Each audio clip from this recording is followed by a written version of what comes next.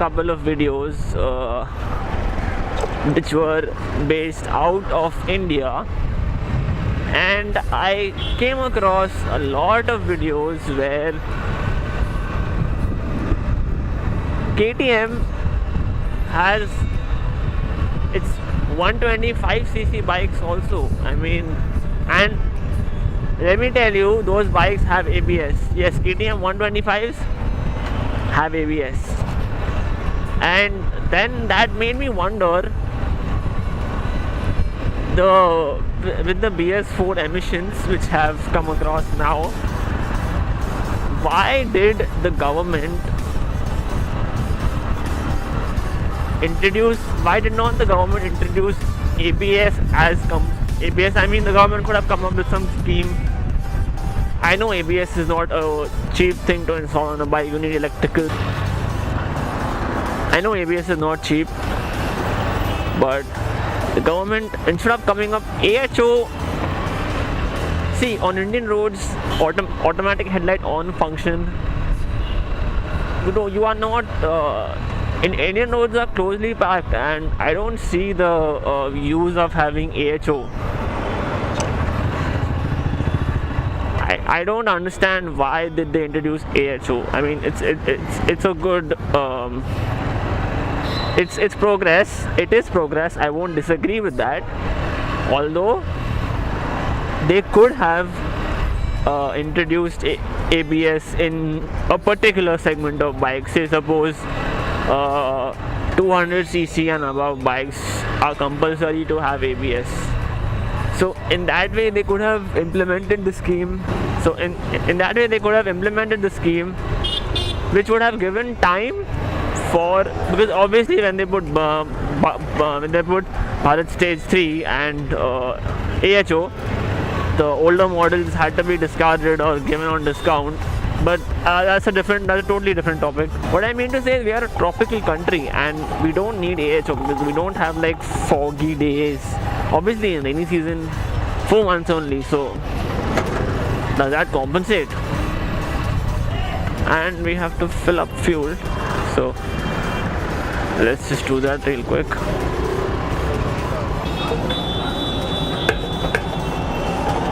Kind of like a OnePlus offer. Like if you take this, you have to take this also. It's like it's basically like that, but it's for the betterment of two-wheelers in India, and it will definitely help out during the rains. It will definitely be of much better use during the rains. And obviously, I know I'm talking about India, but there might be some places in India which have fogs, in places in north that have much severe or harsh conditions during winter, but or maybe that, as I said, India is a tropical country and every region has its own temperatures and its own but according to me, ABS would have been a much better choice to implement. And of course, you can just, ABS starts coming in more and more bikes. The bike will be technologically advanced. I agree that we have to reach that stage, and the demands of local city guy is more of an Activa or a Bajaj or a Yamaha Fascino or those kind of bikes that give you mileage. So until we cross that phase, it won't really be that much of an impact. So that the government might have considered that and not put ABS as compulsory in all bikes. So many bikes that are launched in the expo and then they come as not for sale in India. I mean, that is just, it kind of pisses me off. I mean, we don't get the best of everything in motorcycling. although we are not any less in it.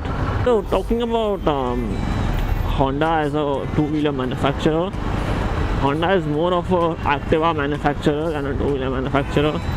I have, and even in foreign, CBR 150R does not have a pass switch. I get a pass switch in my 110cc, and the 150cc does not have a pass switch and a kill switch. I guess I'm not very sure about that.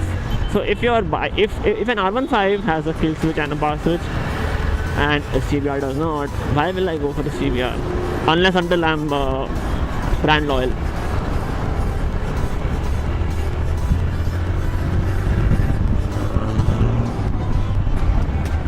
Unless and until I'm like, no, I'll take Honda. I like the service, and Honda service is also just mediocre. Like after say, so this is a commuter bike. This should work for like, suppose I serviced it once, it should definitely give me a better ride quality.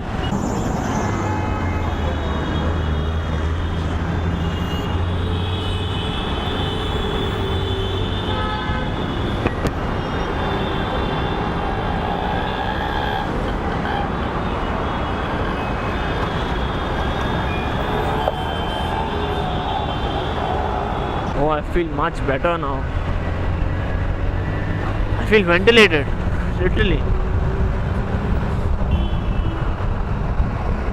So yeah, what I was saying is,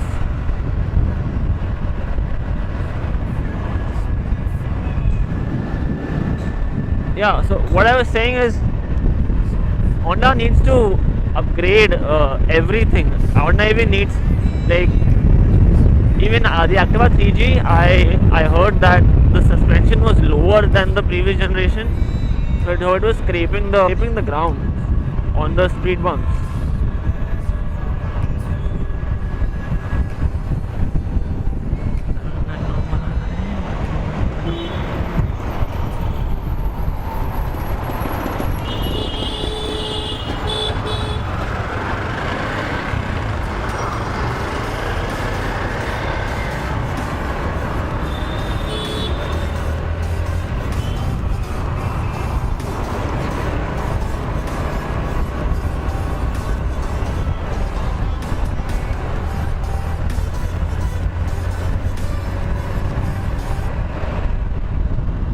That was it for this video, guys. If you like what content I share, please leave a comment down and do subscribe to my channel.